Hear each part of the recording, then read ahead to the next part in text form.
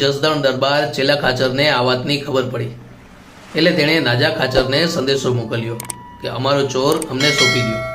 નાજા ખાચરે વતો જવાબ આપ્યો, તે હવે ન બને દરબાર। ટાઢાણાને મેં અભય વચન આપ્યું છે, હવે તે મારે શરણે છે।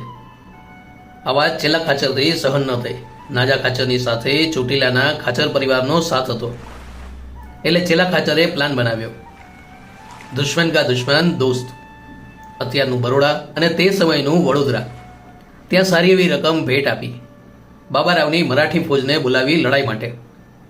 આવું આપણે ઘણી વખત ફિલ્મોમાં જોયું હશે કે જ્યારે કોઈ મોટી હસ્તીને પછાડવાનું હોય અથવા તેને મારવાનો હોય ત્યારે વચ્ચે આવી શકે તેવા બીજા મોટા માથાઓને એડવાન્સમાં જ સારી એવી એમાઉન્ટ અથવા તો તેમનો જે વીક પોઈન્ટ હોય તેને અનુરૂપ ગિફ્ટ આપી બાઉન્ડ્રી બાંધી લેવાય છે, જેથી જ્યારે આ હસ્તીને રસ્તે લગાડવાની હોય ત્યારે કોઈ વચ્ચે ના આવે।